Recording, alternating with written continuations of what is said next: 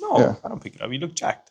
Thanks, man. I know. Which division do you think you can compete the lightest, brother. in? The lightest, okay. The lightest division. Give me the most amount of like advantage possible. How are you doing today, Ryan? Yeah, how are you feeling? Tired. It's been a long day. It's been 6 a.m. to 7:30 p.m. But anyway, welcome back, guys, to a new episode. So that was the intro. How's it going, everyone? Once again, I just want to say I appreciate the love you guys are showing the videos, all the views you guys are giving it. I appreciate us. I love seeing like you guys enjoying it, hearing the feedback from you guys.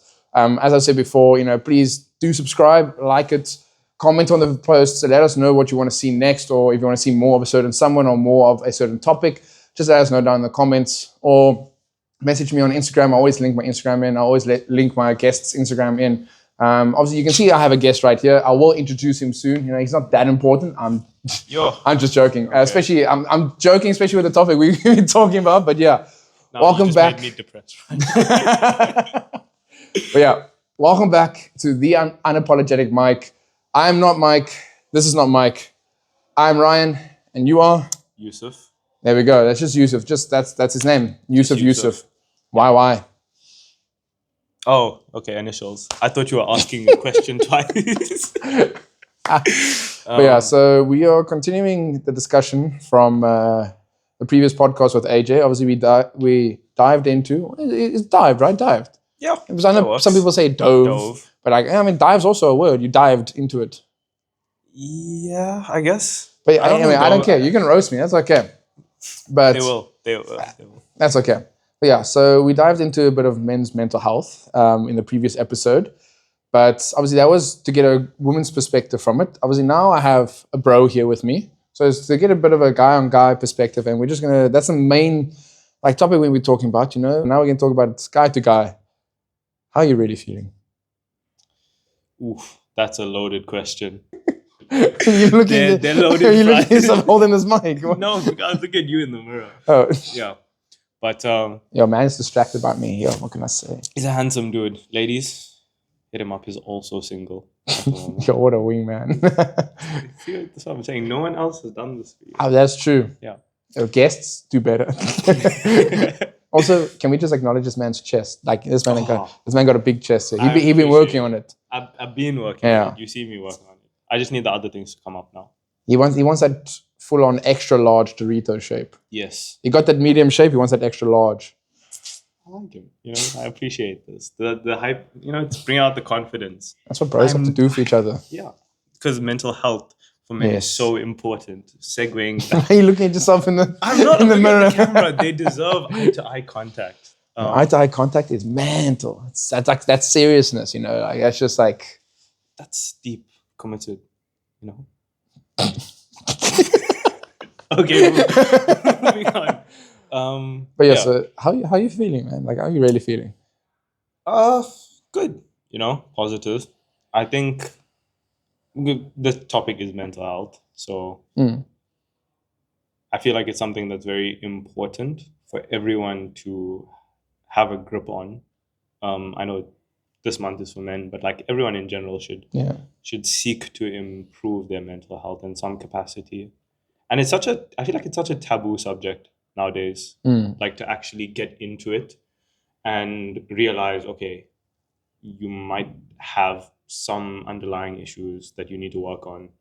But most people, because of surroundings, people around them, even just the idea of being a man and having mental issues is like it's awkward to bring up to your guy friends. I feel like girls can talk about it a lot easier. I think it's also because girls are seen, I guess, to be the emotional ones. So therefore they are seen to be the ones to express themselves. Whereas guys, we're seen to be the ones to go to war, and go fight and do all this brave shit. Yeah. And like not necessarily, and just come back and just be fine.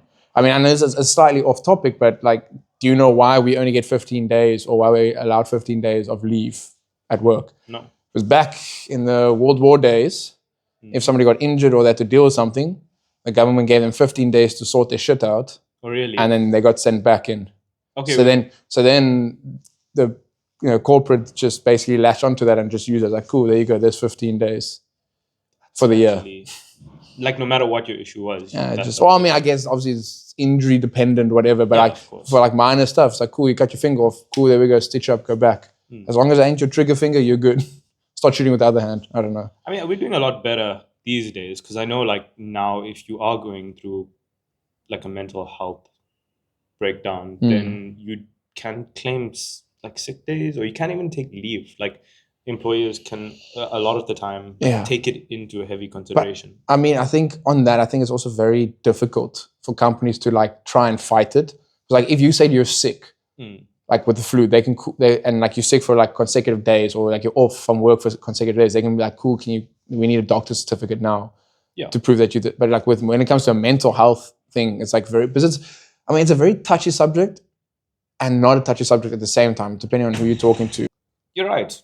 The whole stigma behind it, and then employers finding it hard to actually like warrant it, I guess. Yeah, I mean, it's the same like if you consider religion. Obviously, we're not going to discuss religion now, but it's like if somebody says something like, oh no, but I'm doing this because of this, it's very difficult for you to be like, oh, but you're not. It's like, but it's like that's a very like, okay, that's why we say you don't talk about politics, you don't talk about religion at workplace. It gets messy. It does get messy. But yeah, obviously we don't want to get too far off the topic, but I mean, obviously we're talking about men's mental health, and obviously it's Men's Mental Health Month. But like you did mention, shouldn't be just for the month, it should be for the year. Everybody should be checking in with everybody throughout the year. And besides that, it's also, I mean, it is a deep question for you. Like, when's the last time you cried? Oh God damn. Not long ago, actually. Probably I left for Durban to come back. That was a sad moment. So, there were tears involved because I'm leaving my family again for a while. I'm not going to go back and see them. But before that? Probably the day before. Before that? I don't know. Probably like a month, maybe. Yeah. But the thing is, like, you can cry for so many different reasons. You can cry because you're happy, because you're sad. The last time I cried was when my dog got put down. Oh, yeah, that was last year. You haven't cried since then? No. You're like due for one. I can feel it. Like I can. Oh damn! It's like one of those where it builds up, and like you want to, you can feel your body wants to, but it just doesn't want at the same time. Yeah. It's like Eskom. It wants to give you electricity, but it just doesn't work.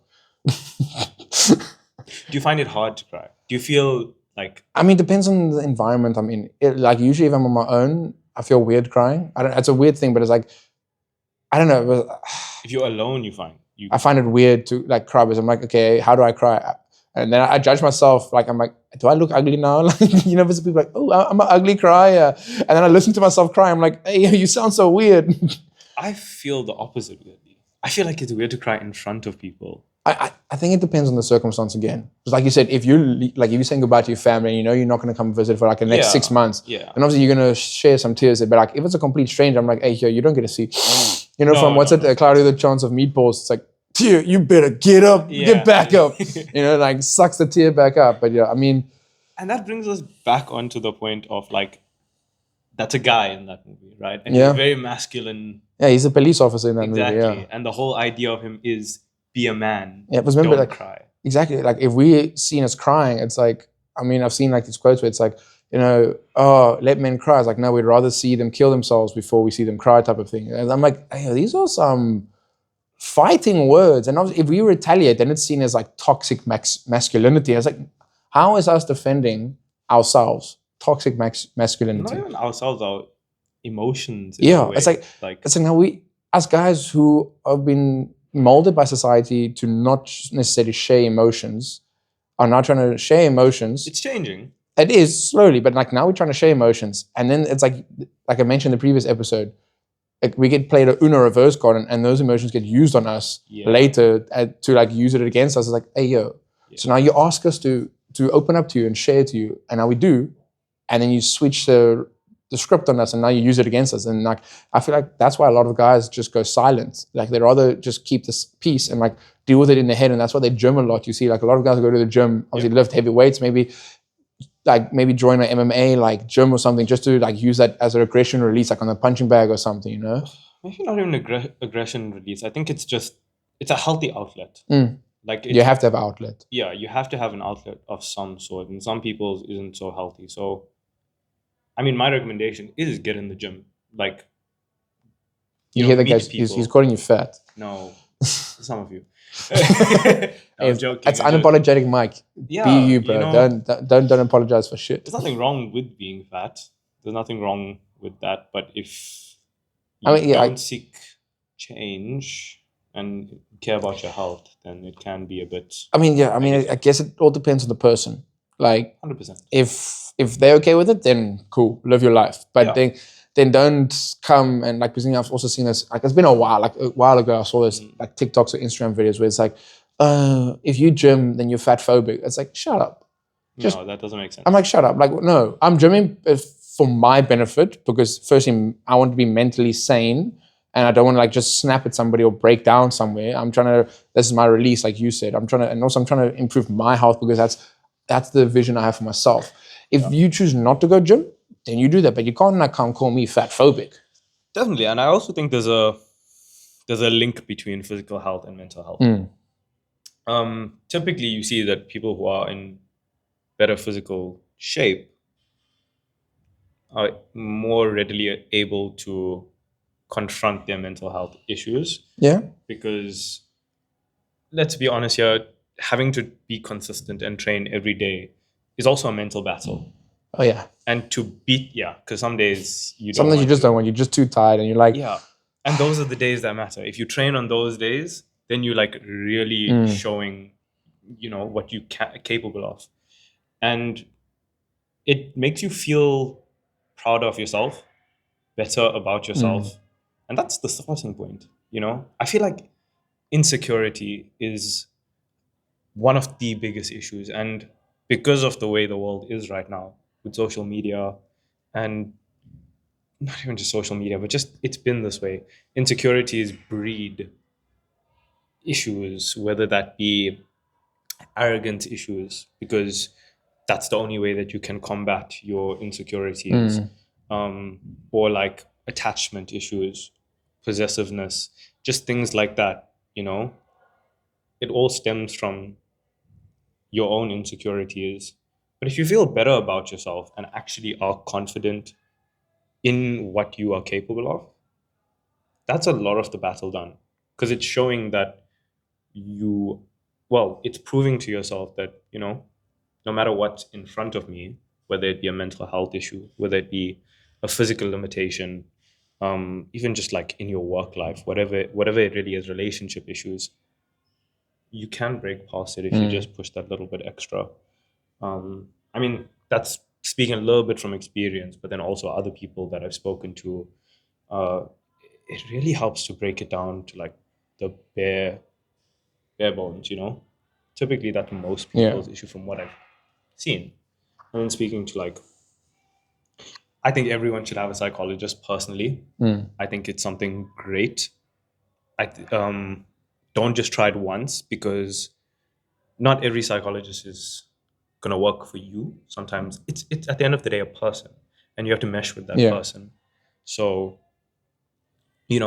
keep seeking it. If it didn't work the first time, go to someone else. I know there's like that website now where you can like pick through different psychologists that you mesh with. Yeah, that's like a big advice from me. Yeah. Try and get a psychologist. So, you seem quite well educated, if I can put it in a way, about this. But again, we are men. So like we experience it, we live it. And like I said, like we've had times, I even discussed it with AJ, where it's like, you try to not expose yourself, but explain your emotions to people. But they seem to have like this already pre-existing idea of what your emotions should be as like a guy. So now when you try to share other emotions, it doesn't match with, it's like almost like a computer. That code or the message you're sending doesn't match with the code they have. So it brings up this error message to them. And now they're like, I don't know how to respond to this.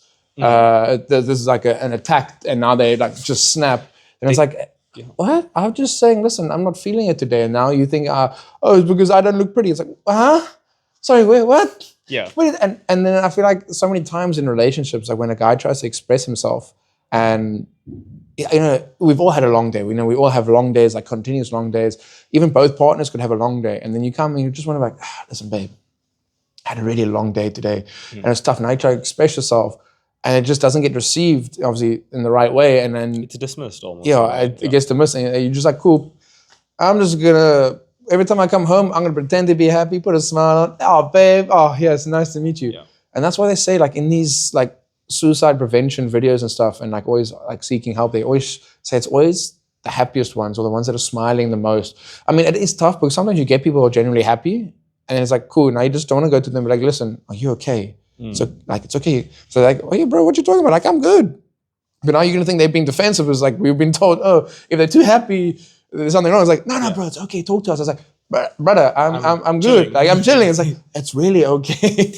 But I mean, I think, and I mean, I was talking to some colleagues, and they were saying like, I mean, I wasn't there for the whole discussion. I got in like at halfway, but then so I didn't know the main point of what they were talking about. But they were discussing, okay, like, how open would you be with like your bro, or one of your brothers? And I'm like, it depends on, obviously, do you trust them fully, and do you trust that they're not going to judge you? Because like, and those are the most important things. Because if you feel like you're going to get judged by them, firstly, then they're maybe not as close as they should be to you. Because you shouldn't be judged to those who are closest, or judged by those who are closest to you, because they should be willing to be like, you know what, this man's being open to me. He's being real with me, and he's willing to like sacrifice his manhood to discuss an issue, and like we should be there for him. So that's what I'm saying. Like, I do know it's a coping mechanism for, I feel like, most guys, where they tend to joke about those bad things because they don't know how to respond to it or how to react. So instead they like just make a joke like, oh yeah, bro, like you are so depressed today, I like almost want to kill myself. But I mean, like sometimes it's like, cool, is that a cry for help? Is that just you dealing with it? Because at the same time, you also don't want to be the friend who missed the signs. Yes. And then you like think back like, shit, he was saying these things. Oh, could have done something better. Could have changed something. At the same time, you also don't want to be joking about it in a real joking way, because it's a real thing that happens out there where people are taking their lives. And I mean, you let me know what you think about this statistic that I shared with AJ. Obviously, in a video, like I told AJ, I can't remember the numbers. I think it's like 7,500 people have committed suicide already or taken their lives already, like up until June this year. Really? Yeah. And 75, I think it's 75% or 80% of those people were men. Shit. Yeah. And like you see those videos, I think it's, they call him Daddy Noel as he's, but Noel. Yeah. You know him. Yeah. Those who know, those they all know. But he started off saying like, okay, this is in the next 20 seconds, this is how many men will take their life. And he starts with rice in his hand, and it gets bigger and bigger. It's like, by the end of this video, this is how many men would have, and like it's scary because you never really sit down and actually think about the impact they might have. Yeah. And that's why I've tried to be like, I'm not saying I was a complete dickhead before this, but I've tried to be nicer to other people that aren't my friends as well. So like even walking past strangers, just giving them a smile, saying, hey, definitely, how you doing? Or if you notice something like I was talking to this other guy, I know it's a bit weird, I was talking to him in the changing room, but like, we were, wasn't like in an awkward way. We weren't sitting in the stalls next to each other. Yeah, and I saw his tattoos, and I was like, hey, man, like those are some nice tattoos. And he's like, what I did. Yeah. How we became friends, actually. Yeah, I mean, we'll get into that. Yeah.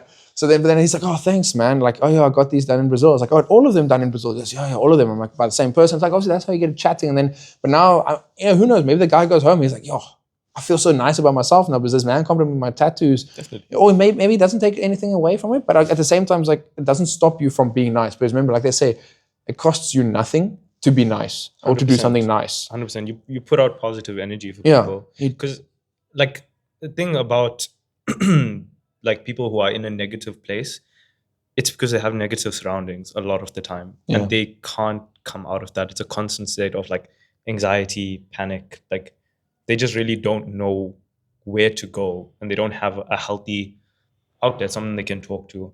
I feel like because we work in a health professional field, we are more understanding to it because we've seen it a lot, or to some capacity. Whereas most people are really uneducated on the subject of mental health. And they don't really know what they need around them to get out of it, and they just continually sink deeper Yeah. in that hole. So if you can just bring that positivity to someone's life without them even knowing that that's what they need, why not? Yeah. I mean, it's like you said, it's like they're surrounded by a lot of negative things. Doesn't necessarily mean it's like fully negative. It's just what they're used to growing up, what they're Yeah. used to seeing and hearing. And like, that's what I'm saying. Like, even like in the environment you grow up, if your grandfather is telling you, oh, man up, don't, why are you being a sissy? Why are you crying? Like, but, and then it's the same thing I spoke to AJ about. It's like, for you, have you ever broken a bone in your body? Yes. What bone did you break? My, what was it? Radius, I think. Radius, okay. Yeah. So you broke your radius. And like for me, like I tore my ACL, MCL, and my meniscus. I had to have like full reconstruction. But now it's like, okay, I'm like, oh, but that's nothing compared to what I had. But like, I don't know what pain that could have been the worst pain. That could be your first injury you've ever had, and that's your worst pain. Yeah. And this to me was like my third on the list of my ultimate pain. Or you might have gotten a paper cut, and that to you, that's your biggest Worst injury pain. you've ever had, and that's the worst pain you've felt. And I feel like there's so many times, even like I've experienced with like friends in the past, it's like, I don't know, I think it becomes like toxic in a sense where every guy tries to one up each other, but it's like their ego is like, I must be better. That's why I'm like, if someone tries to be one up me, I'm like, cool, whatever, man. Like, you do you. Like, I know who I am, I know what I do. 100%. Because like otherwise, then like I tell my friend, like, yo, bro, I had a long ass day, like I'm so dead off there. He goes, man, what are you talking about? I'm like, well, I worked like 17 hours, like a 17-hour day. It's like, yeah, but I mean, you didn't really do anything, did you? Like, you were just talking to people. Like, I was like working over here. I was having to lift things, or I was having to like move things around. It's like, cool, but like that was hard work for you. 2 hours of that is hard work for you. But Yeah. for me, 17 hours of having to talk. Because now I have to talk to. I love what I do. Don't get me wrong, I love it. It'll get draining. But though. it is draining because it's like 17 hours of talking to, if you think about it, 17 different people of 17 different stories. Now you have to have 17 different memory folders for them, and also be happy the whole time while talking to them and being there for them. So it's like, it's very difficult, and it does become draining, especially doing Monday to Friday, At the end of the 14 hours a day. Like it's a lot. At the end of the day, the person is paying for your energy. Yeah. They're paying, and you have to give them that at your best, no matter what state you're in. Exactly. You have to give them your best. There's no way about it. It is sad, but I mean, I guess obviously if you have that relationship with the client and you're open to them in that way, and then they are an understanding client, like especially if you're mourning something that happened, or like a loss or like a breakup, then they can like, cool, like, oh, it's okay, like, but I mean, again, maybe speak to somebody roughly your own age about a breakup, is that they'll understand it. If you speak to somebody who's been married for 50 years, they'll be like, it's okay, you'll find it's like, hey, you Susan, you don't know if it's okay. This is the worst breakup ever. But that's why you just have to find your circle. You can keep adding to the circle. It's okay to add to the circle, but Definitely. you have to find that circle where you're comfortable with. And I'm not saying you must go to your family either, but sometimes it's not the easiest to go talk to your family. Sometimes your family aren't even the best people to go to. That too. Like a lot of the time. It's sad to say. It is, because I'm like, again, yes, you see them maybe every day if you're staying with him. Like for me, like obviously currently because of how the economy is with the rent and stuff, I still stay with my parents because it works out to be financially better for me. So then obviously it's difficult because I mean, for me, when I go open up to my parents, sometimes I'm like, cool. Now I see them in the house. Now, whenever I see them, I can be like, oh, shame, this man, this man. But if I see my friend once off, I go away. I don't have to sit there seeing you, knowing that you know what you know now. Yeah. So it's like a bit, I don't know, I'll go open up to my family, but I think it's just because your friends are there, and like your friends are like, I guess, more on your level and understand similar, because in your environment, there's similar environments to you, then they understand what you're going through. Whereas families, they might not always understand what you're going through, and like you try to explain to your best ability, and they're just like, man, that doesn't sound too bad. But to you, if you go to your best friend, you're like, bro, like, nah, it's cool, like talk. And it's like, if you go to someone who's older, typically, they do understand, they don't remember the feelings. But they understand the concept. So they'll make it seem like it's something easy to get over because they don't remember that it was very hard to get over when they went through it. But there's a lot of advice they can share where I learned that like the younger people feel, like myself included, the advice that they give is really good. We just don't get it. because we're in too much like. Yeah, but also we don't get it Spiral. right now either, because Exactly. they're giving us advice from like their experience. Yeah, after they solve the Yes, issue. and then once we get to that scenario they were talking about later in life, we're like, damn, this is what they were talking about. Like, oh shit, now I know. Yeah. But then it's like, oh, okay, I wish. It's like, now I know it, but like back then I'm like, cool. That's why like but it's always nice to then talk to like, it doesn't have to be like I said your parents, because sometimes people aren't fortunate enough to have their parents around, you know. So like just even somebody older, get to know their life story a little bit, like if you're on that level with them, and then understand where they've come from, because you can, even though it's not the same scenario, the feelings are still the same about how it affected you, you know. So yeah, I mean it's tough, but like I said, like even for me, yeah, like the last time I cried was last year. I think that was April, May side. So it's been over a year since I last cried. And that's because my dog got put down. And the sad part was we saw it coming. Like she was getting a lot of seizures. And like, you know, the vet like did something, she seemed to be okay.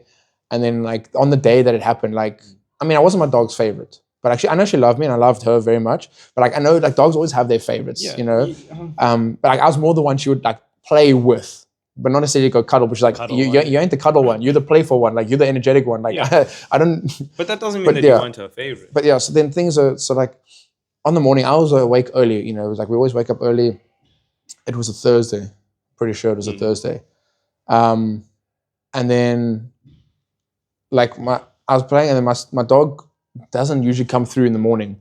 So like obviously one side is like all the rooms in the house, other side is like more like the lounge kitchen area. And she doesn't usually come through. She might like sit at the middle door, but she won't come through. Like she's like, okay, well, she's like, mom's still in the bedroom, so I'm gonna stay where mom is. And then she's there. I was like, what are you doing here? And like she was fine, normal. Yeah. And then later in the day, I can't, like somewhere in the morning, I can't remember exactly when, but my sister phoned me. She goes, listen, it's time.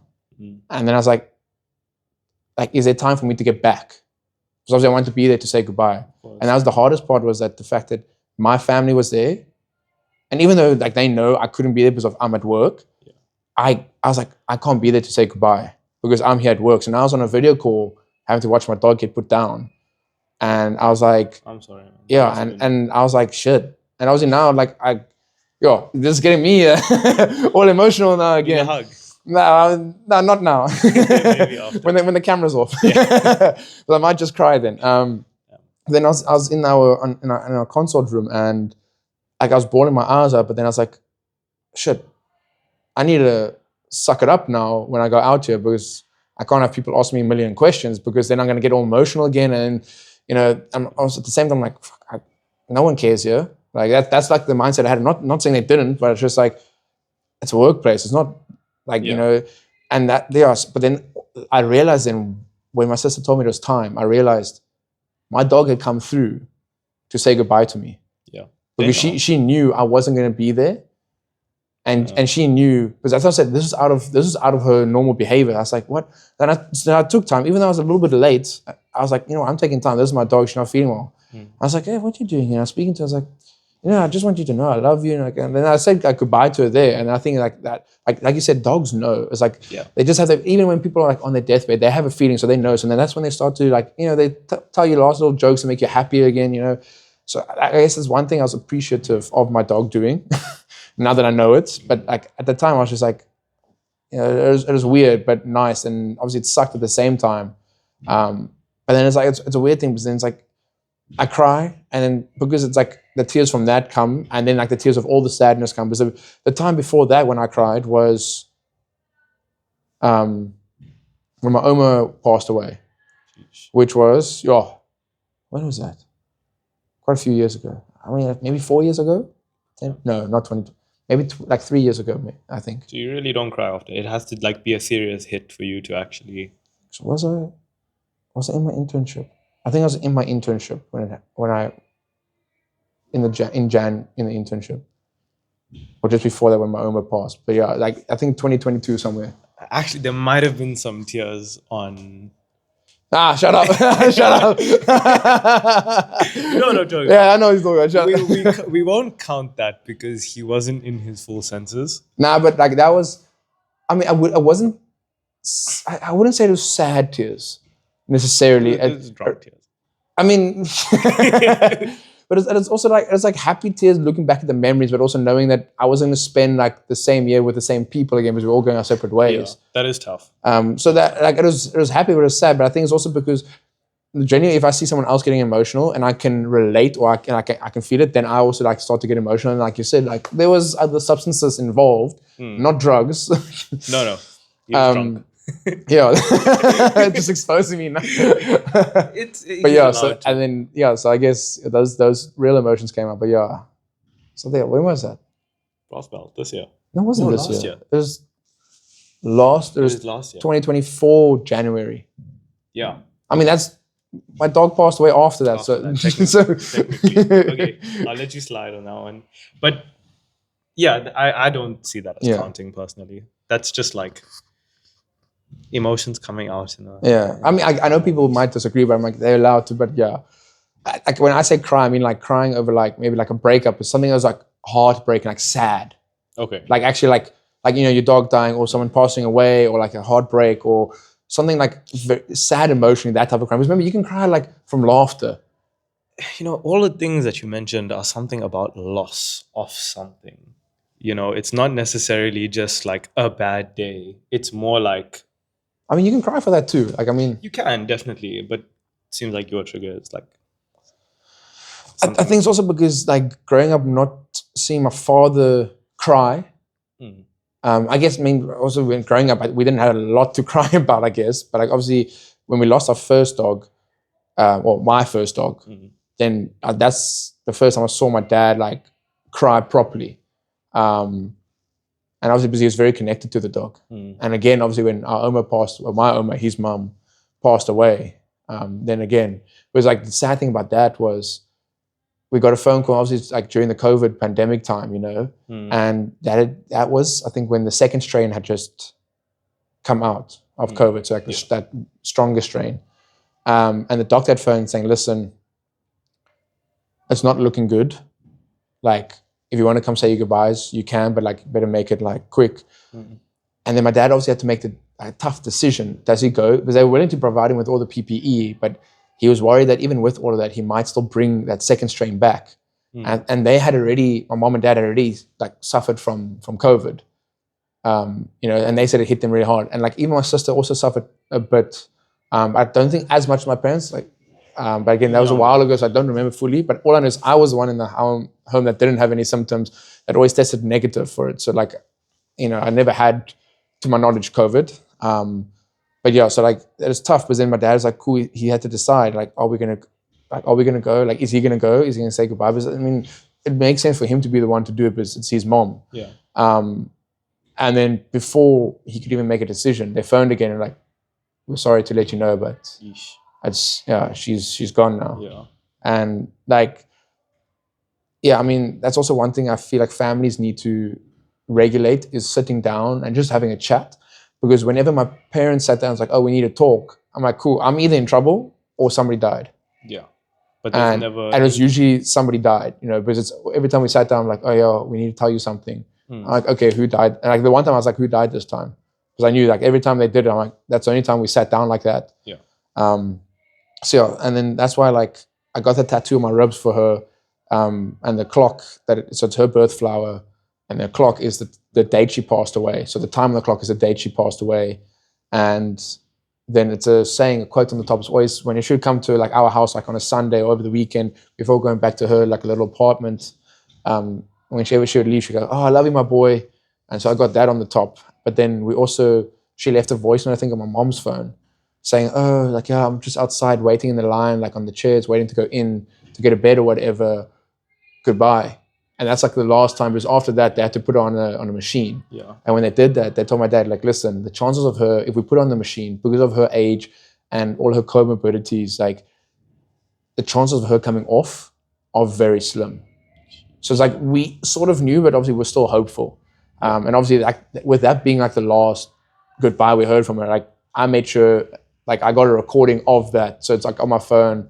Yeah. And like the weird thing is, the other day when I was driving home, I was listening to my music on Spotify, and it played, and it was on like on shuffle, and it played that one. Ooh. Oh no, it wasn't on shuffle because I don't let it go on shuffle. Sometimes you have your certain songs you want to play, and then for some reason my Spotify went onto shuffle, and it played that. I was broken down, and I was like, damn, like, just if that ain't a sign of something. I was like, damn, okay. And I'm like, missing you, man. And then I was like, damn, I'm like, okay, I can't cry now because I have to drive here on the N1. Like, I can't be like all blurry eyed, not seeing where I'm going. But it's loss is sad. I mean, there have obviously been some losses where there's been family members who like we've lost, but I wasn't close to them, so it wasn't as emotional because I didn't form that big of a connection. Not because they were a bad person, it's just they were further away. 100%. So we didn't see each other that often. I mean, I remember crying when I was younger for somebody who I didn't even know. I was just crying because my body knew it was an emotional time. I saw other people crying, so I started crying for no reason, but I didn't even know this guy. But that is like you said, exactly, when you're younger, you're so impressionable by what goes on around you.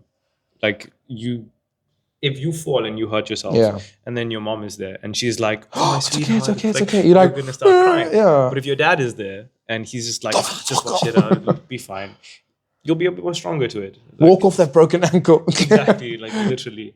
I don't know if you saw that parenting method. Like, if you hear your kid crying in another room, just leave them. Yeah. It's cruel. I mean, I guess it depends. I guess there are times when you have to do it, times when you shouldn't. Because I mean, at the same time, they might get used to then like, okay, cool. Every time I'm sad, I can't go to my parents because they don't care. They might grow up with that thought. But at the same time, I know when they are quite young, I feel like it's like, cool, you just let them cry. But sometimes they cry because whenever they cried beforehand, you gave them attention. So now they're like, oh, we're going to manipulate you because we're little manipulative bastards. We're going to manipulate you because every time we cry, we either get food or we get cuddles. Yes. So then it's like, if I cry, even though I'm not sad, because the minute you pick them up, they stop. Yeah, pretty much. So it's like there was no legitimate reason. They just know they get something positive out of crying. Yeah.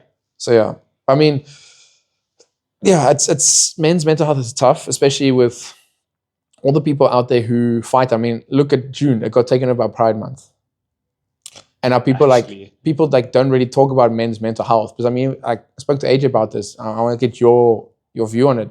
How do you feel like when about this video? Like, it's stated where there's no ads about men's mental health, where that's the main subject of it, or they highlight it.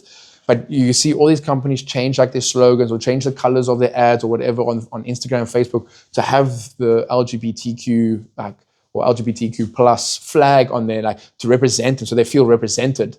But I'm like, I don't think there's an issue with that. But I'm like, it's like you guys are trying to, not necessarily, I'm not saying they're trying to control it, but it almost comes across like they're trying to take over this month. You have 12 months to choose from. Yeah. But now you choose June, where it's men's mental health, the one that's spoken about the least. Where society's like, oh, you're a man, you can't cry, just toughen up, walk it off. Like, I think both situations are separate and they should be treated as they such. are separate. I think I maybe trying to air the line of hypocrisy in it, where we care about one group and we don't really care about the other group because we are, as men, bad or toxic. Yes, but I mean, I'm not saying like one is less important than the other. No, definitely. It's just I'm pretty sure, especially with all the parades that go on for them, like, where's our parade? Like us men, we don't like what. Okay, before I get sidetracked, because there's a whole bunch of topics just going off in my head here. Yeah. But I mean, like, I'm surely they sat down and were like, cool, when can we do this? Okay, what else is in that month? So it obviously doesn't take away from this. And like, oh, men's mental health. Nobody really talks about it. It's not that important. Let's take June. You had from January to May, from July to December. Like, obviously December's Christmas time, but still, like, you had all those other months to choose from. Yeah, definitely. To like where like men, like, because I'm not saying us men are more important. I'm just saying the conversation about mental health. What you're saying is the main issue. Neither is more important. Yeah. Both should be given the same amount of exposure or like the treatment. Yeah, 100%. I agree. But damn, I lost that question I was going to ask you now. When we're talking about... What do I think about companies? That's where you were leading with. Yes. Okay. What is your equivalent? So obviously we get women flowers. What is the men's equivalent to flowers? What is your equivalent to flowers? You see. There is an answer. I'm not going to say it on the pod. No, that's not the answer. Because I mean, like, if I'm talking, obviously, yes, it's a answer, an answer. It's an But answer. I'm saying, like, taking that off the table, like, I've spoken to people, and I've even asked in a relationship before, oh, but like, what is your equivalent to flowers? And I was like, I don't know, but it's like, we're usually the ones who get the gifts. We don't usually get gifts. Yeah. So we usually no, we get gifts. we get the gifts to give it to the people, but we don't usually get gifts. Like, remember, it's not seen to like, oh, a woman should go out and get a guy flowers every week, but it's seen like a man should spoil his lady, get her flowers every now and then, like buy her chocolate if she's not feeling well. For a guy, if he's not feeling well, we must hide it now. I can't talk on this. My ex got me flowers. Damn, you're lucky man. Yeah, you see, and I didn't react positively to it. I didn't react negatively. But you didn't know how to react to it, but you're like, flowers. I was like, yeah, a little bit like that. It's like but you're reacting in a way of like, I don't know how to react, but I know I need to react, but I'm now confused as to why you got me flowers. But I appreciated the sentiment. No, obviously, the idea is nice, and obviously, if a girl was to get me flowers, ladies, I wouldn't mind. Again, I would also be like, why? Like, it's always like, even if we're married and you get me flowers, I'll be like, why? Like, because it's our fault. Remember, it's in our like genetics as men to be the gift givers. So now it's like, but why are you giving me a gift? I mean, I've seen so many videos where girls have posted videos saying like, ladies, we need to check in with our guys more often and tell them how much we care about them, appreciate them. Because she said like, oh yeah, I was dating this guy for 3 years. And in the beginning when I said, oh yeah, I appreciate the work, like, you actually are an amazing human. And said, no, he ended up crying in my arms because he had never been given a compliment before. And it's true, us guys rarely get given compliments. That's person specific though. Because you could have... Are you getting compliments out here? Lucky man. Brother. Share some compliments. I gave you not man to man. Like, okay. I was saying, like, a woman to a man, there's very rare... Like, yes, us guys will hype the shit out of each other. I think that's a stigma though. I don't think it's actually true. And I'll tell you, because I remember... I was like, yes, I know my family will tell me, oh yeah, you look nice, or you smell nice. But I'm like, it's family. Like, it means, I still appreciate it, and it means a lot to me. But it's like, it's not like, if it's someone else who notices, someone who's not with you 24/7, yes, and they notice it, then it's like, wow, they noticed. Like, I remember the one time I was out at a bar with my friends, and a female friend of mine, I gave her a hug, hello. I was like, hey. She goes, oh, you smell very nice. And it's true what they say. You give a guy a compliment once, you remember it for the rest of his life. I'll remember 100%. That for the rest of my life. Because there's people like there might be some exes out there who be like, oh, but Ryan, I gave you, I get it. But like, also in a relationship, it's almost like a expected thing to do. Like, where you give each other compliments. Because like, it is your partner. That's what I would say. So we were talking about like the whole compliment thing and how guys receive it less. From our significant others, it's fine. Like, we receive them normally. I sure hope so. Yeah, I mean, I feel most of the time it's the case. I feel like a lot of the guys would compliment the lady, or like the lady's expecting the guy to like compliment her, to say that she looks nice. But then when a guy's like making effort, I feel like the lady should then be like, oh babe, I really appreciate the effort you put in, like, to make sure, like, you knew I was stressed, and I appreciate you taking care of this or this, taking this off my plate. I really appreciate it. So I feel like it goes unnoticed. Like, the woman will notice, be like, oh, but that's his job in a sense, to like make sure my life's easier. So whereas like, it shouldn't go unnoticed, it should be noticed, so the guy knows, okay, it's actually, someone's noticing the work I'm doing, instead of you doing all this work and then people are like, eh. Appreciation is important. It is. That's like both fronts of the relationship. No, 100%.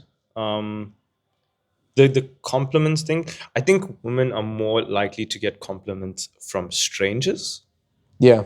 Because guys don't really be dishing out compliments like that to other guys, whereas girls...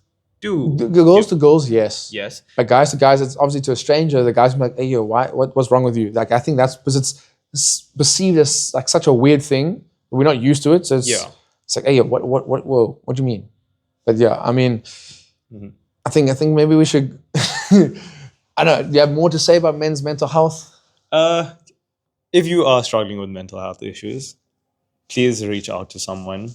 Reach out to us. Reach out to, even if we're a stranger to you, just reach out to us. We're willing to sit there and listen. Reach out to your friends closest to you, to your family members. Yeah. And if you feel like they're not, approachable, or you feel like worried that going to them is not going to yield the outcome that you desired, go to a professional. Yeah. A lot of the time it's I make it sound simple. It's really not that It's simple. It's not easy. It's really not. But you won't regret doing it. You won't, and they'll help you. They'll help you break it down. They've studied this. It's a lot of there's a lot of different methods that you can use. Like journaling is one that I've started recently. It's really, really nice. If you write down what you feel in the moment, it can help you when you forget. If you get what I'm saying. Yeah. Because you can always go back to it and have that. Yeah. You know, just there as a reference point. That's where you have to pick up from now again. But yeah, please reach out to someone if you are struggling with some mental health issues. I mean, yeah. So like, I want to maybe put it onto a lighter note for the viewers. Yeah, we can do that. So obviously now at work, Yusuf is a colleague of mine. If you didn't know by now, there was an accident that happened on one of our floors where somebody got sick from training. You know, like I guess they weren't feeling well, so they vomited. Yeah. When was this? Was I away? No, yeah, now today. Oh, hectic! I didn't hear about that. Yeah. Okay. Yeah. So yeah, they obviously it's cleaned up now. Like the person is fine, the individual is fine. I was like, I guess maybe it's just ate too early before the session or weren't feeling well. I know some people are getting sick because of the seasons changing. Maybe the immune systems are a bit weak or a bit down. But yeah, but obviously it made me think like, so obviously there's some people who are, I guess, it's like a stimulus to them, not in a good way. It's just they reacted where the sound of vomiting makes them vomit. Oh, I'm like that. So like something goes, it's like, I don't like that. It's the same as like when someone says moist, you know, it's like it gives them like that ick or like the feeling. I actually like the word moist. Yeah, I wasn't saying you didn't. No, but like, you know what I mean? Like it's weirdly appealing to my yeah. Like most people don't like it. But the sound of gets to you. Nah, that's disgusting. But especially if it's like, it's real, you know? Yeah. And for some reason, when someone's actually vomiting and, you know, that no matter how far or close you are away, there's a smell, brother. It's so revolting. Also, not man busy waving the mic around over here.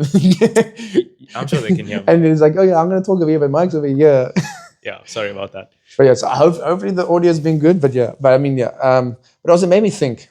I'm not going to ask you when's the last time you vomited, but is it more of like a would you rather question? Would you rather you vomit straight for like 5 minutes? I know it's a lot, but it's not like where you like, and it just keeps coming out. It's more like those intervals. You're fighting for it. But like 5 minutes? Yeah. Or would you rather dry heave for 2 minutes? You asked me earlier, but it was a different type of question. 2 minutes. Ooh. No, I'll throw off for 5. You throw off for 5? I'll throw off for 5. Because at least there's something coming out. But you know, like when you feel a sense of accomplishment? You know, sometimes you just need to feel a bit accomplished to make your day better. I mean, that's true. But also it's like that feeling of when you do vomit or throw up, it's like that feeling of your blocked nose afterwards, your eyes are running, your core is hella sore. Ooh, when you're dry heaving. And then also when you get to the point where it's like something sitting at the bottom of your throat and you have to like, you're sitting there and it's like everything's just tensed up, but like you can't even breathe because something wants to come out and it's like no, and then you relax, like yeah, you can't breathe. It's literally like you have to wait until the episode is over. Yeah, I know. Like yes, when something's actually coming out, you can't breathe either because it's coming out. But I mean, I've had times when I'm at the bathroom and I'm just like kicking my foot on the floor because I'm like, I need to breathe. And I'm like, ah. Like when you're throwing up, it's like, okay, whatever came out, breathe. Okay, there's more now. Yeah. But like dry heaving is painful. But that's also like, Great core workout. Fantastic core workout. If you need a core workout. Just dry heave a little bit. You need those abs for summer. Just 2 fingers down the throat and you'd be good to go. We are professionals. But that was not scientifically proven information, okay? Do not take our word for it. Yeah, hypothetical, mythical creature. Yeah, it's awful. It's so bad. Yeah, but also like when I had that episode, then I'm like, okay, I need to like sit to the side, obviously breathe, calm the body down, because I feel like your body just takes over and the system like in that like fight or flight, and then you get more nervous about it. And it's like, you start to shake a bit, but you like get cold or whatever. And now you throw up again, but it's all the nerves. Like you have to calm the body down. But also, I'm like, I feel like people throw up more because they keep their head in the toilet. Now you like inhaling these fumes and that vomit smell, like you said, it's just. It's so bad. It's the worst. It's worse than manure for me. Oh yeah, definitely. I don't want to get into the details of why it's bad, like the smell, but it's like.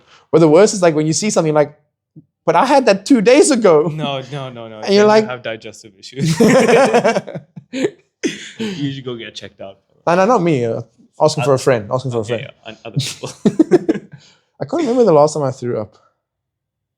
I was before my flight back. Oh, so this not year. Here, before I left. This year. Yeah. Okay, that. I don't like flying. I don't like actually going to Durban or coming back here. I don't know why. Super anxiety ridden. It's not the flying part of it. It's like, okay, what am I going back to? Like fair. I mean, I just went to my first flight this year, and I was in like ever in my life. Really? Yeah, first flight ever in my life. Cool. And I've only left the country once, and that was not by plane. That was by cruise ship. And I was out of the country, like I was in another country for 3 hours and back on the cruise ship. Yeah. So but haven't you? No, you take trains or buses. To what? The soccer. No, we fly sometimes. That's what I'm saying. Those are the flights I've been on, and it's been for work. So it hasn't even been for my own. You've been own holiday or vacation or own enjoyment. It's been for work. So it's been like just a 2 hour flight, hour half flight here. I mean, I say it like I've been on so many flights. It's literally been before the whole Cape Town thing, one flight just to Joburg, and then like now it's up and down. I think I've been on five flights, as in not 5 plane flights, just like I include going there and back as like one flight in a sense, like 5 trips. I think I've been on 5 airplane trips. Okay. So which is like from going from nothing to then in just a 5 in just within from couple months, from March to May. Yeah. And how do you like the experience? I mean, it's all right. I mean, I hate it. I'm fine. Like I'm chilling. Like obviously, it's a weird feeling. Obviously, when you take it, it's like you feel like you're floating a little bit. Yeah. But like sometimes, obviously, you get those weird, like those hard landings. You feel it, and it's just like, okay, Mr. Pilot, come now. I don't mind turbulence. I don't mind the hard landings. I'm just not comfortable. I enjoyed it. Like I had turbulence, like quite bad turbulence once, and like that was the fasten seatbelts sign came out. I was like, I'm gonna be a badass. But obviously I put my seatbelt on for like safety reasons. Flight attendant will come. But I was sitting there, and I was just like, what is like? Obviously I'm shaking, but again I was like, not bad. It's really not. I mean, the best is the first flight I had when we landed the first time in Joburg. It was a hard landing. Like it was. I'll admit it was a hard landing. And then people like close to me. They got a shock. They were like, ah! I was like, clapper. No. I'm like, I appreciate the man for like flying us and getting us there safely, but I'm like, I don't know, it's their duty. It's a very funny story. I was on a flight, the one coming back, and the pilot came out, and it was a lady, and the man next to me got scared. Yo, that's not sexist. I don't know what it is. Bro, I started laughing so hard because he started like complaining to me. I mean, I don't know why they had to go through the same like definitely like, schooling that the males have to go through. Like it's the same thing. It's like having a female doctor and a male doctor. Female doctors didn't get any like privilege to bump them up like 2 grades, and they like skipped they had to go through the same stuff. So it's like it's like, because bringing him up, Andrew Tate, right? He mentioned in like a podcast that I would rather have a male pilot than a female pilot because men can handle stress. So if it's in a stressful situation, I remember that one. Yeah, I think that's nonsense. Because if you think that the average man can handle stress the same way a pilot would, then you're like skewed. I mean, I think he was wrong for what he was basing it off of, because I think he's just basing it off of general women dealing with stress and men dealing with stress. But like when it comes to that, it's the same thing having like a female soldier and a male soldier. They're outliers. I guess yes, the female might not be as strong as a male, potentially. I don't know, like, or maybe the female's stronger than the male. But I'm saying like they're in that situation where they know, okay, I have to do my job now, so they're gonna do their job and do it properly. Where they're not gonna like, cool, I have to calm down or switch my brain off and switch it on to like soldier mode or whatever. But like, it always, it's not, you can't generalize it because it's like the jobs are different. Like it's, if you're if you're a bomb diffuser, like that's a stressful situation, but there's female bomb diffusers out there. Definitely. Even like if you look at athletes. Yeah. We'll get on to that subject. You know what I'm going to mention, the MMA fight. Yeah. That's why I want to bring it up. We'll get there. But like if you're at the top of something, right, whether it be a pilot or like a doctor, an athlete, whether you're a man or a lady or woman, you're the outlier in your gender. Here on this podcast there's only two genders, so don't feel bad for saying lady or man. Yeah. God damn. But you know what I mean? Like you are the outlier in your gender anyway. So it's not to say that one is better than the other. Like when it comes to that, you can't compare it. And that's the worst thing. I know it's like it's not necessarily men's mental health, but it's more taking it back to the toxicity around men. It's like where men get generalized, like, oh, but men are trash. And then if a guy's like, but I'm not trash, and the lady gets all defensive, it's like, oh, I didn't say you are. I'm like, but you said men. And men includes me. I'm a man, so therefore I'm categorized in your men statement. Yeah. I'm spitting facts. Like I'm not being angry with you. I'm not saying you're wrong. And then if we say, oh yeah, but women are all sluts. No, I'm not saying that.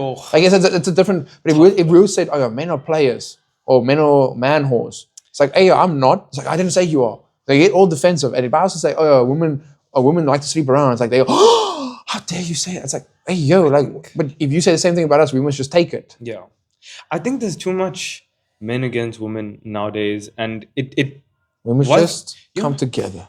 Genuinely, because it used to be that it was, toxic masculinity is a thing, and then like that was the whole wave, and then you got the people like what's his name, that Muhammad guy on social media. I forgot his full name, and the Tates and stuff like that, and they preach toxic masculinity as being strong. Some of Tate's takes aren't the worst. I think he's very much a character, and he tries to get people to like, respond. It works. It does work. He's great at it. He's very good at the character. But why do I have to argue why I need to be this way to someone else? Yeah. Why can't I just be that way because I understand that's the right thing to do? Like, I'm not going to argue with a woman who says men are toxic. Some men are toxic. Some women are. Yeah. I'm not going to tell you one is better than the other. But the worst, sorry for interrupting you, but like the worst thing is like you're saying like some men, some this, and like if we correct the lady, it's like, oh yeah, but like it's some men, and like, yeah, but you know what I mean? It's like, but that's not what you said. And the thing is, people listen to what you say and they take on what you said, not what you meant. Because if you're a complete stranger and you hear this lady saying, oh yeah, men are trash, that complete stranger will be like, oh, she thinks men are trash. She's not gonna be like, oh, that lady most probably meant some men are trash. It's like, no. But also, if you keep putting yourself in situations where men treat you in a trash way, you're only going to see men as trash. But also, it's like some women, just like some guys, I'll say, because both sides, they like that drama or the toxicity they get from some people. Oh, yeah. 100%. And like from the relationships. And like, but I'm looking for this nice man, blah, blah, blah, And it's like, I'm that nice man. It's like, yeah, but I want, and then they always go for the bad, like toxic guy who pretends to be nice. But meanwhile, when you have a nice guy who's actually nice, it's like, yeah, you fake. It's like, huh? No, but I will say, I actually really don't like when a guy is like, yeah, you want to go for all these guys who are super handsome, but you won't go for a nice guy like me. Like, bro, now you're begging it. Yeah, you're begging. You're like, if she doesn't want you, let her go, man. That and okay, she's going for the guy who trains, cares about his physical appearance, cares about tapping into those things. Yes, he might be a bad person. Yeah, he might be a dickhead. But you can't say, oh, I'm a nice guy, but you'll never give me the time. You can be a nice guy and still do all of those things that the bad all the wrong guys thing, do. Yeah. You can, but also, like I said, like you can't claim yourself as the alpha male. Like you can't say, oh, I'm the handsome guy. It's like if you have to say what you are, you're not that. Other people will give you that title. That's the thing. Like you can't be like you're walking like, oh yeah, I'm the best. I guess if you're Usain Bolt and you're the fastest man, you can be like, yes, I'm the best. Do you think his record's going to get broken soon? I don't think soon. There's some fast. There are some fast guys, but I don't think soon. Did you see that NFL player who ran a 9.7? Nah. Bro, NFL players running 9.7s. There's so many sports out there that are under, like same thing with the pole vaulter. What's like- his name? DuPont. DuPont, no, not the rugby player. No. What's his name though? You know what I mean? Yeah, I know, but the man who things of remember they get incentives or like Duplantis. Yeah. Yeah. rewards for breaking records. So he breaks it small, but knowing he can break it by like say now 2 centimeters, but he doesn't. He breaks it by mere millimeters, whatever. So he can keep getting the rewards. But I mean, like they have to be fast sprinters to get the momentum to carry them over. Yeah. And like he ran like I think like a 10 something 100 meter. But like you wouldn't expect that from a pole vaulter. There was I think it was Duplantis. He versed a pentathlon. No, with a hurdler. Was it hurdler? I heard I heard he went against a pentathlon guy. But I know he raced somebody. Yeah, he did. And he beat them. That's the thing, you know. It's like there are crazy athletes. I show speed. Yeah. This man is insane. He's quick. Did you see him jumping with the gymnast? And he was doing box jumps. Bro, he got hops. But also, I think, what's the guy's name? Ashton Hall. Yes. He beat him. He beat him 4 times. To be fair, Ashton is like not an athlete. I know he's not an athlete. But remember, this man's like, all his videos you see is of him running and sprinting. Yeah. And he told... I think there's a video like behind the scenes where I Show Speed had like certain shoes on, and then Ashton's like, "Oh no, but you're not gonna wear those shoes, right? Like, nah, come now, like, come do barefoot like me." And then Speed did it barefoot and still beat him. Yeah. And then he beat him like 4 times. And apparently now Ashton is wanting to sue I Show Speed because he lost his sponsorship with, I think it was either Nike or Adidas. You can't sue a man. You challenged him. And the thing is, like, also he fell over, so he got made like obviously a joke of you know. But I'm saying, like, losing 4 times, brother, like, you lose maybe after the second time. If I lose after the second time, like, I'm ending it there. I actually thought Ashton did really well, considering his size. Yeah. He's a big dude. He is. To run that fast. Because I Show Speed is a quick guy. I mean, I won't say he kept up with Noah Lyles. Noah Lyles made a little bit of a joke about it at the end. But he was quick. He was quick, yeah. And you can see his natural. And also, that was over 50 meters. Was it 50? It was only 50 meters. Yeah, well, it wasn't the full 100. That's what I'm saying. Like, so like people like judge it off that. I'm like, yeah, but it's 50 meters. Maybe Noah Lyles only picks up after 50 meters, you know? He's not the best starter. Exactly. So, but then like, you saw he was like jogging a little bit or dancing a little bit at the end. At the end, yeah. You know? He was having fun with it. It's like he was having fun, but at the same time, he could have maybe then only become faster after 50 meters, you know, or he gradually picked up his speed. So like, that's what the only best way to do is over 100 meters. And that's when you see.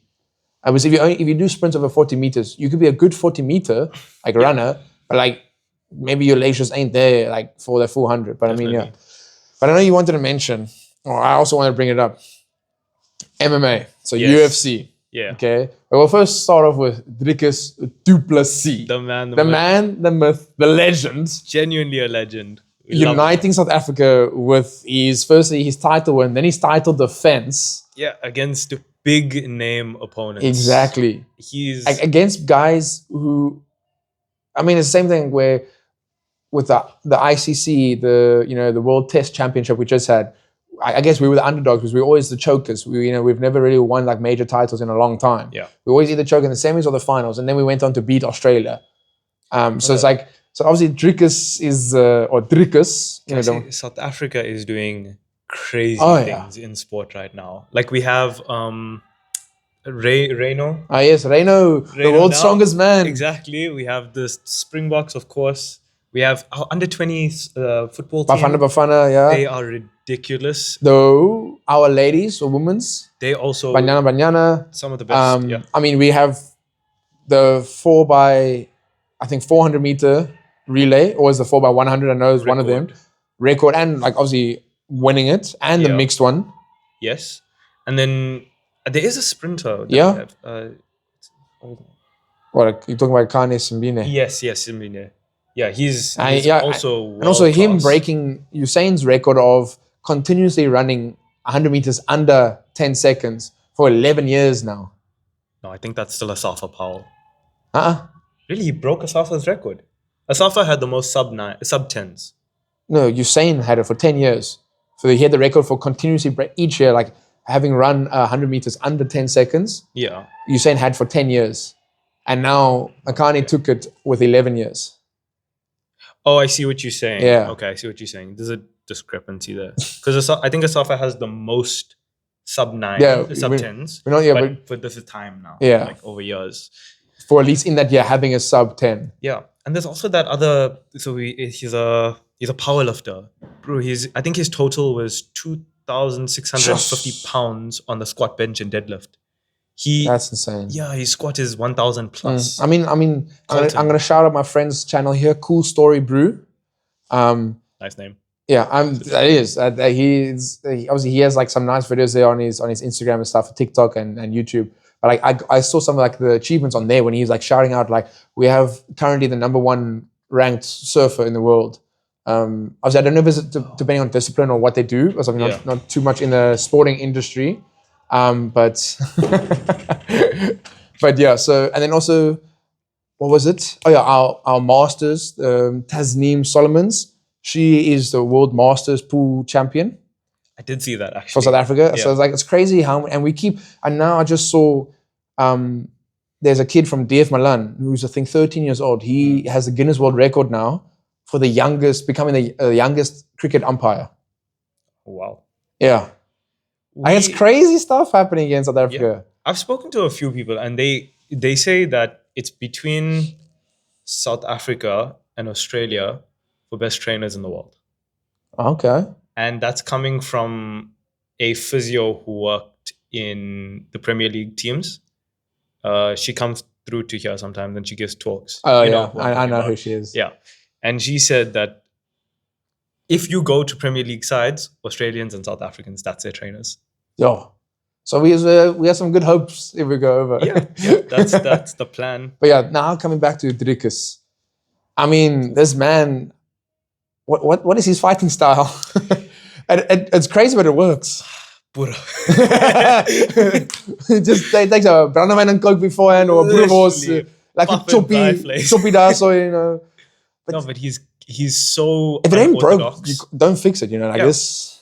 I think the fight that everyone took him seriously was Robert Whittaker fight. Yeah. And it was that takedown. He made it, it was scrappy, but he just made it look easy. Yeah. And then he mauled him for the rest of the fight. It wasn't like super one-sided, but you could definitely tell that there was no like real stress there. And how do you feel about his next match? You think he's holding on to the title? Against Khamzat.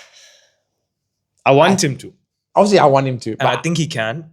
It's going to be a tough one. But again, everybody also thought that against Adesanya. Yeah. And look, it took one mistake and he like obviously got on top of that and he saw the opportunity. He took the opportunity. Yeah. I watched the break. I watched Izzy speak about the fight against Dricus. He said like he didn't really know what to do. Like, that's what all the opponents say. That they don't know what to do when he comes at you. They're like, "Oh, how do we?" I think it was the 3rd or 4th round that was super slow, and it was like they both in the ring agreed, "Okay, we're gonna rest this round." Like they didn't actually say it to one another, but you could definitely tell that both of them were taking a breather. And you know who I'm talking about when he broke his nose. Broke his nose. Wait. When Dricus broke his opponent's nose. What was that? Come now. Now help me out here. Sean Strickland. Oh yes. But Sean is very. I don't think anybody expected it to go that way. I don't think they expected that to happen. They knew like blows would be exchanged, but when that happened, and then like everybody, like the crowd, you just see the crowd going mental. I think. Yeah, but that's because Strickland is, he's a very one-dimensional fighter. But still, but they were going mental because it's like, oh shit, like this Buddha boy came out here and now he's showing us. But yeah, I mean, because Strickland's defense is really good. Yeah, and the fact that he was able to land so many shots. Dricus didn't look good after that fight either. I mean, yeah, fair. Impacted as well. But the second fight with Strickland, I think even Strickland had to admit, it was game over from there. But I mean, yeah, I'm looking forward to that fight. I think he beats Khamzat. And the reason I think he beats Khamzat is everyone's giving this man so much hype. And he's really good. He's a great wrestler. Yeah. But if you watch the Gilbert Burns fight, Gilbert is like at the end of his career, tailing off. And it was a war. Now you have a man who's is like in his prime. And honestly, I think I don't want to say he's a bigger warrior than Gilbert Burns, because that man is also legendary status. But he is, though. He has like a type of heart and determination that is so rare to actually find. I've seen so many fighters in the UFC towards the end of a fight taper off, lose heart, lose hunger. Connor, I don't want to say it, but like, fighting words. No, don't punch me. I know he would. If he met me, he would. If he watched this, but you've seen it in his fights. Like if you watch the Nate Diaz ones, 1 and 2. 1, he lost decisively. 2, he couldn't have lost that fight. Like he genuinely could have. He had no energy. Even Khabib, like when you tell a man it's only business mid-fight, that's basically you saying, please stop hitting me so hard. Like, I beg you. But obviously we're talking about hitting hard, and I think like we'll end off on like this topic. I remember you mentioning something about the UFC and how he also agreed. How he said he could beat any of the female fighters. No, I never said any. Listen, no, don't start the pot. Most of them, if not all of them, would beat me up, like very badly. But one thing I will say, female athletes I respect fully. look at him laying the surfaces here, saying first let me praise them before I insult them. I will say it. Female athletes I respect fully, and I think there's no sport in the world that I am competing at the top. So who do you think you're beating in the women's division then? That's the thing, right? I'm basing it just purely off of, you know how like, what's his name? Bradley Martin says I'm 265, I can beat up someone. And then there literally are UFC fighters who have said, you know, I probably would beat me up. Like it has happened. Yeah, but I'm looking at now I'm talking man on man, not man on female. Yeah. So give us the definition. The division you think you can compete in. Incriminating me. Come now. I don't know female fighters like that, because remember, these are trained athletes. I said, okay, give me 5 years and I train like a UFC fighter. Like currently, yes, if I was to fight in my division, I'm getting my ass whooped. Bro, look at you. You're 6 what? I'm almost 6'2", so I'm 6'1" and a bit. You're 6'2", okay? And if you train for 5 years, look at someone like Jake Paul, okay? After 5 years, he was good. Like, he's not a bad fighter at all. Yeah, he has flaws, but he started late. Of course he's going to have flaws. Yeah. But he's good. Like, he's knocked out actual UFC fighters. It's the scary part of, like, where I'll be fighting. I know the division I'll be fighting in. So I'm like, because I'm 104 kgs. Oh, no, if you fight in your men's division, you're getting more. Yeah, that's what I'm saying. Yes, if I'm fighting in the women's division, I might stand a chance. But again, I would still say I don't back me against the lightest. Yeah, obviously light, but that's pure murder. No, yes, but I'm saying for me, I'm not like you. I'm even in the fields, and obviously people have said, oh yeah, but now you're saying, oh, let me train like a UFC fighter. Of course, if I was to fight him now, I know for a fact. If I was to fight like Dricus now, getting my ass whooped, 100%. I might, if I'm lucky, I might land a few punches, but that's because he might feel sorry for me. So my thing is, right, a lot of the fighters with UFC are not necessarily they're not necessarily world class. You know what I mean? Female MMA and the female division in UFC is relatively recent. Yeah. And it's more and more recent for women to get into the sport itself. And I don't think the quality at the lower level... Shit. I don't think the quality at the lower level is like super phenomenal technique or anything like that. I think they're great. Dana White, hit this man up. No, listen. Like if you're looking at Zhang Weili, Joanna Jędrzejczyk, if you're looking at these people, they are phenomenal. Like Valentina Shevchenko is one. Dana, I'm just saying. Men, women. I think this would be interesting. Valentina Shevchenko is one of my favorite fighters. She's brilliant. I'm just saying that the lower ranked. Why the fuck you lying? I'm not even talking about the ranked ones. Don't do that. I'm not even talking about the ranked ones. The ones that aren't even ranked. Like See, this man going for the bottom of the bottom. I say with 5 years in my division, I can beat the middle tiered in their ranks in my division. Middle. You see, I think that's crazier to say, because a lot of the fight me. I'm talking about the lightest ones and the worst ones. And see, I think he's going for the easy route. I'm like, give me a challenge. I want to prove myself. But I mean, yeah. Put him in a ring with Zhang Weili after 5 years. I want to see that. Let's go. I really make it want happen, to see Dana. that. Make it happen. Did you see what she did to Joanna? No, I don't watch female sports. No, I'm joking. I'm joking. No, female sports is coming up on the up, and I like it. That's good. That like women's basketball, women's soccer, like it's amazing. That's exactly the point. For the past 10 years, female sports has been coming up, and we've seen great athletes in the sport, but I don't even think we've touched the surface on the actual ability that women have in sports. Because every single day you're seeing better and better female athletes. It's always increasing. It's always increasing. But it's good. I don't want to say it, but we somewhat plateaued. I mean, right? I think it's because been in it longer. We have, and we've hit that level where people are expecting you to perform at this level. Whereas they're like, cool, ladies, your level's up here to plateau at. We know you're going to slowly get there, but it's amazing. So if you look at like female sports that have actually been around for long and are taken seriously, tennis, for example, like we saw the best of the best and like the most talented. But I mean, even the ladies, women, even the best women like tennis players are saying if they had to go against the men tennis player, they would lose. That's a thing of power and speed. Yeah. I mean, that's also a conversation for our next episode. Sure. Am I getting invited back? Oh yeah. Oh yeah. As long as the reviews are good, you know, if the crowd likes you. No, I'm joking. Because that was a decent chat we had. Now I think it's very insightful. But yeah, I mean, thank you to Yusuf for coming on and lending me his time, and we're talking about it with his modified mic over there. I want this every single time. That's his thing now. Yeah. But yeah, again, guys, if you stayed until this, I appreciate it. Thank you so much.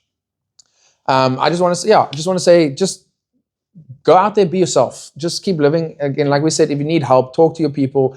If you don't know who to talk to, message us as well. I mean, even with complete strangers, message us maybe just to ask us how you can find somebody or who to talk to. You don't necessarily have to share your stories with us, but you can if you want to. But I mean, yeah, just trying to be positive. Release the tension. It's never good to build it up. But again, I appreciate the love you guys are sharing. I love the progress that's happening here. And again, I'm trying to post every week, at least either a Friday or a Saturday, for you guys, for your entertainment, for you guys to enjoy it over the weekend, as was a nice, like, relaxing thing. You put it on the background, listen to it. So you don't necessarily have to watch it. But just as long as you're listening to it, it's a good thing, like you're washing dishes, making dinner or something, you listen to it in the background.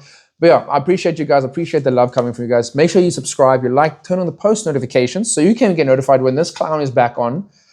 And most importantly, the saying I've messed up once and I've made sure not to mess it up again. Hopefully I don't mess it up now. Be bold, be real, and stay unapologetically you. Until next time, guys. Peace. Cheers.